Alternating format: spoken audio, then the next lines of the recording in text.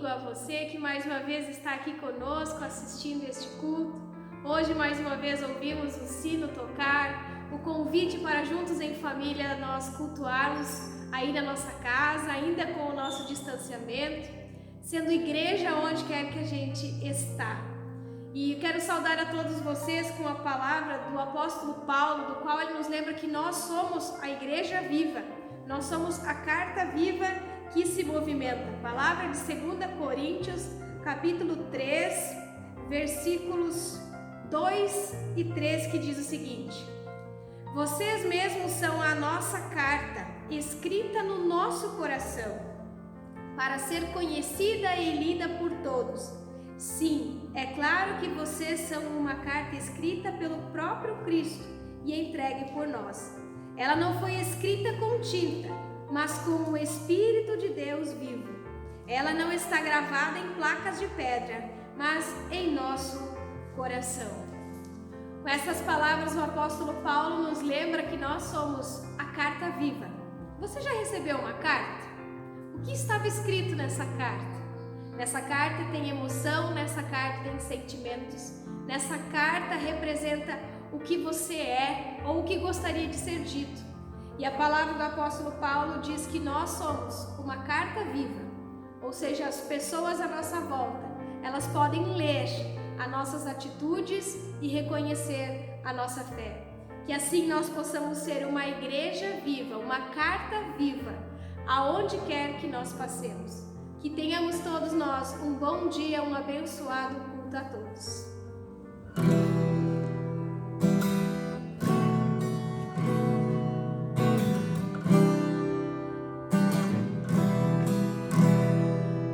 Eu sei que foi pago um alto preço para que contigo eu fosse um irmão. Quando Jesus derramou sua vida, ele pensava em ti, ele pensava em mim, pensava em nós. Deus vira redimidos por seu sangue, lutando o bom combate do Senhor, lado a lado trabalhando, sua igreja edificando e rompendo as barreiras pelo amor. E na força do Espírito Santo nós proclamamos aqui que pagaremos o preço de sermos um só coração no Senhor. E por mais que as trevas militem e nos tentem separar, os nossos olhos em Cristo, unidos iremos andar. E na força do Espírito Santo nós proclamamos aqui que pagaremos o preço de sermos um só coração no Senhor. E por mais que as trevas militem e nos tentem separar, os nossos olhos em Cristo, unidos iremos andar. Unidos iremos andar.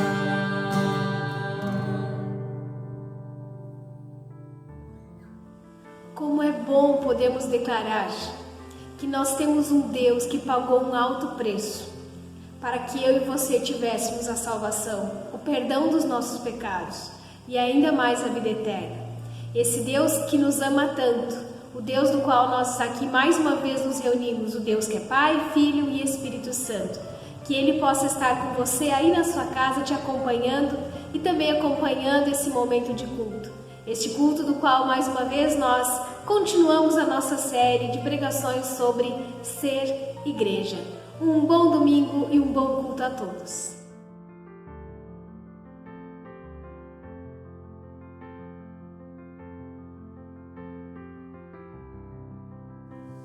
Olá, hoje eu quero lhe trazer uma pergunta.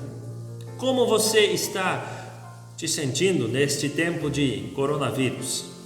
aí sozinho em casa, não podendo sair. Você está preocupado, aflito, está angustiado, com medo ou confiante? O reformador da nossa igreja, Martim Lutero, em um tempo quando todos estavam tristes e sem esperança do futuro, ele disse: se eu soubesse que o mundo acabaria amanhã, mesmo assim eu hoje plantaria um pezinho de maçã.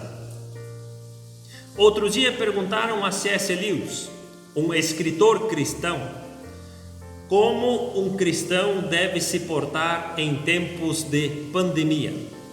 E ele respondeu: a primeira coisa que precisamos fazer é nos conter. Se essa bomba atômica nos destruir, então ela deve nos atingir de modo a que sejamos encontrados fazendo coisas boas e cheias de sentido, do tipo orando, trabalhando, dando aulas, lendo, ouvindo música, dando banho nas crianças, praticando algum esporte, conversando com os amigos.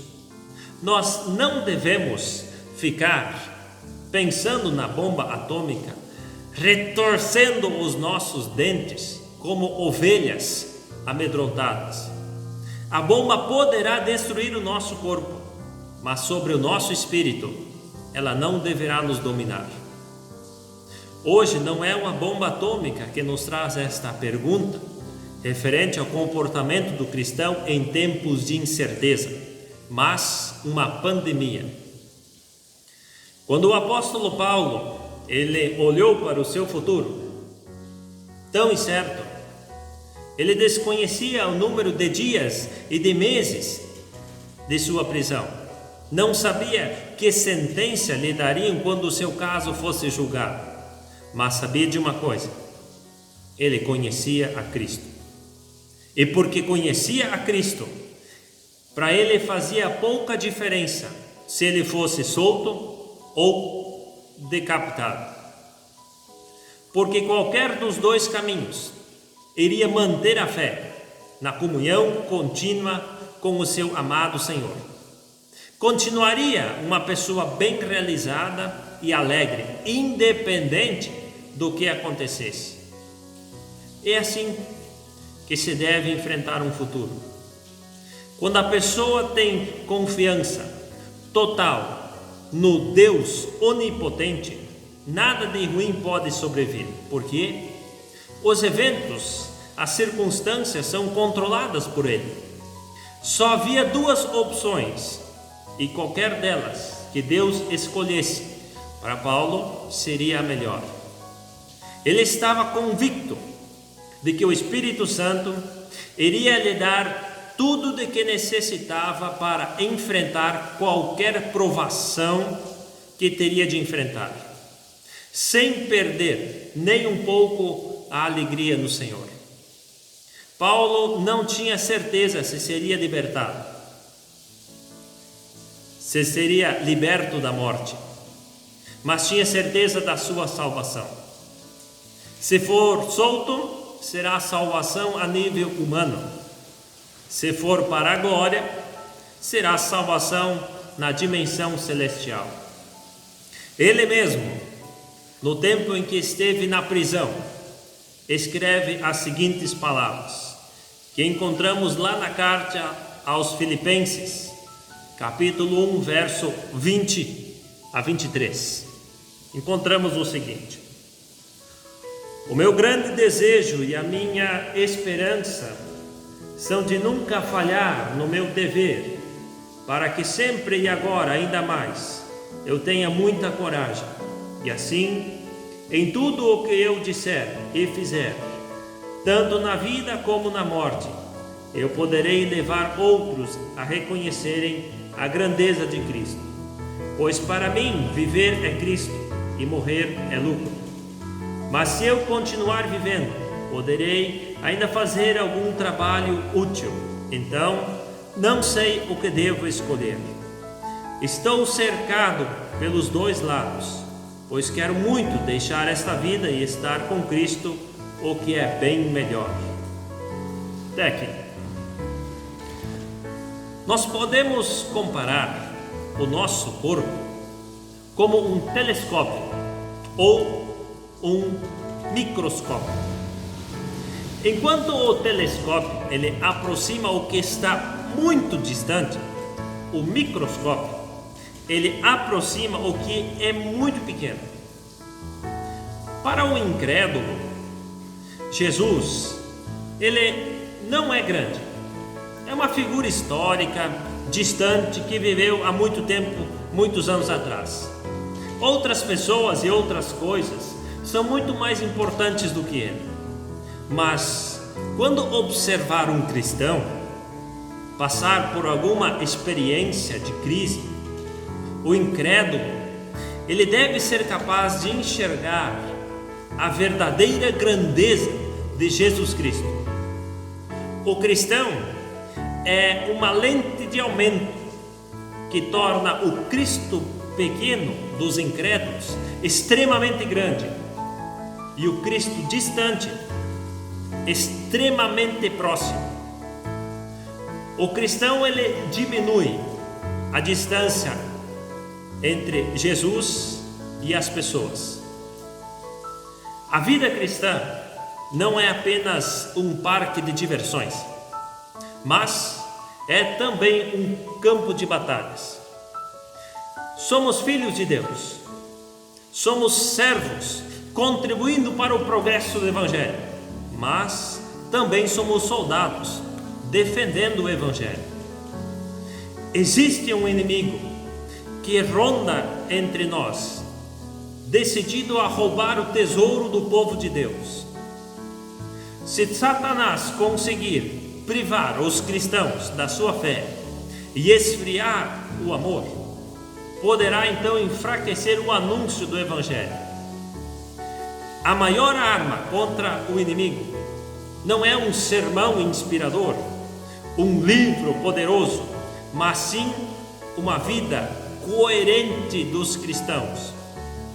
Nenhuma mensagem é mais convincente do que uma vida transformada pelo poder de Deus. O verbo que Paulo usa é relacionado à política e significa ter um comportamento condizente com a sua condição de cidadão. Nós somos cidadãos dos céus e enquanto estamos aqui na terra, devemos nos comportar de uma maneira condizente com a nossa cidadania. O nosso comportamento, ele deve ser exemplar, porque o nosso nome já está escrito no céu, onde temos a nossa cidadania. O mundo nem sempre lê a Bíblia, mas ele está sempre nos lendo. Somos uma carta aberta diante dos holofotes do mundo. Nossa vida é um outdoor de Deus, estampado diante dos olhos do mundo. Somos como uma cidade iluminada no alto de um monte. Nossa vida é uma espécie de megafone de Deus nos ouvidos da história do mundo. Cada cristão é uma propaganda de Cristo.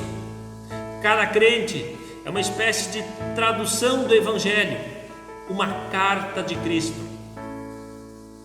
O único Evangelho que o mundo conhece é o que ele vê refletido na sua vida. E que Evangelho, que Jesus as pessoas enxergam quando olham para você? Eles enxergam um Jesus aflito ou despreocupado? Um Jesus com medo ou confiante?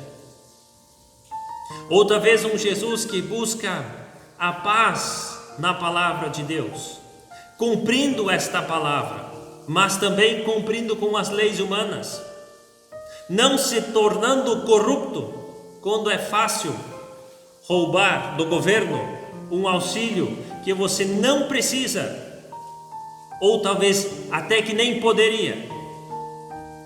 Se devemos usar máscaras e álcool gel, usaremos. Se devemos deixar de nos reunir como igreja por algum tempo, faremos.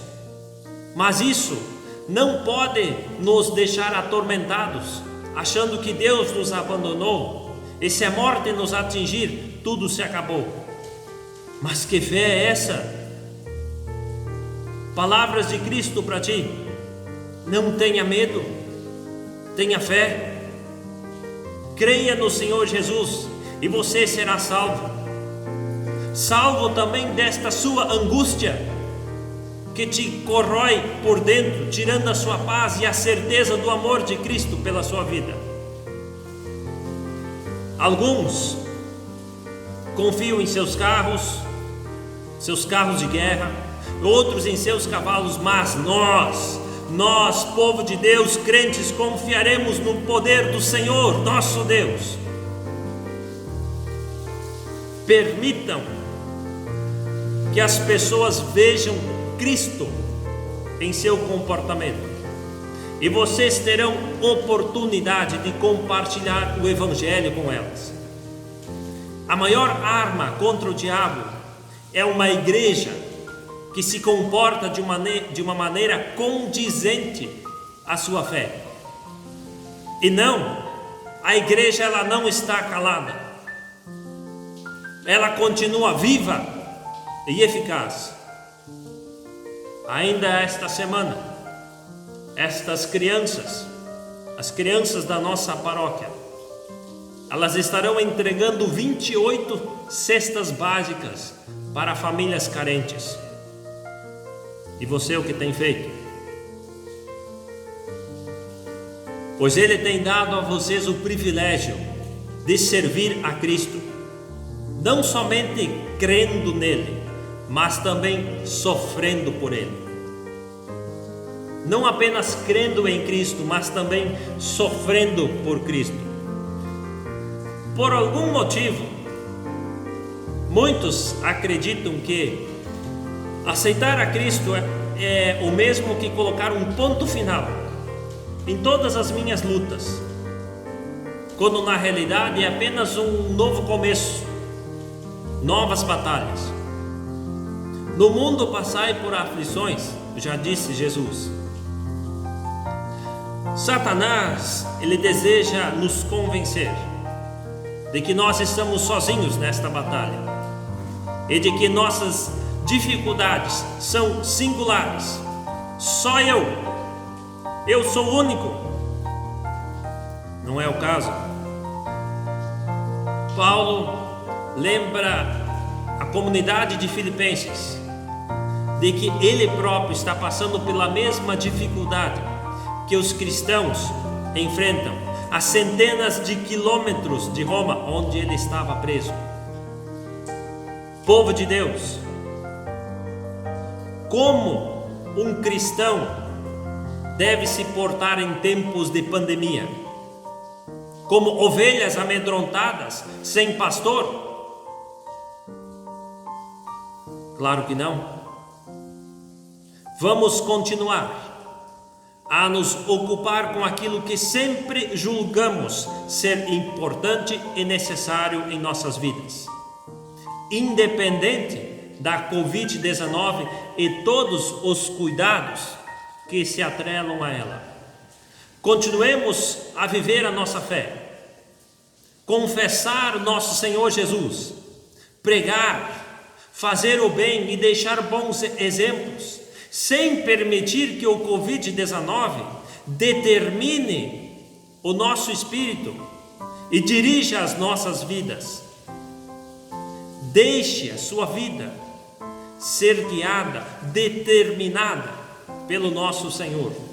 Ele dará a sabedoria necessária para conseguirmos conduzir a nossa vida da melhor maneira, sem perder o foco e muito menos a fé. Que Deus nos dê essa esperança. Encha vocês de alegria e de paz por meio da fé que vocês têm nele, a fim de que a esperança de vocês aumente pelo poder do Espírito Santo. Amém. Que Deus os abençoe.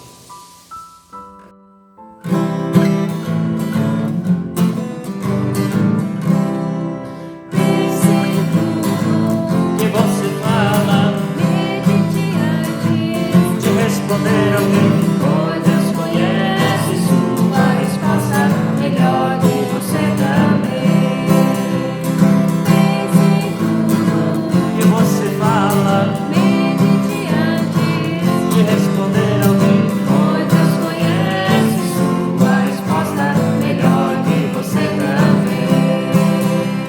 Suas palavras, o quanto coração.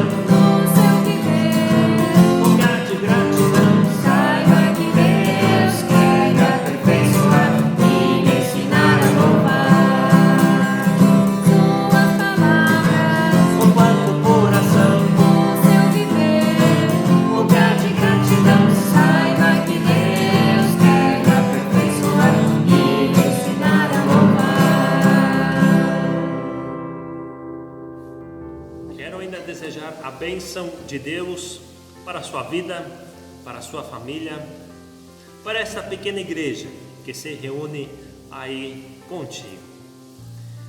Que o Senhor os abençoe e os guarde. Que o Senhor os trate com bondade e misericórdia. Que o Senhor olhe para você com amor e lhe dê a paz. Em nome do Deus, Pai, Filho e Espírito Santo. Amém.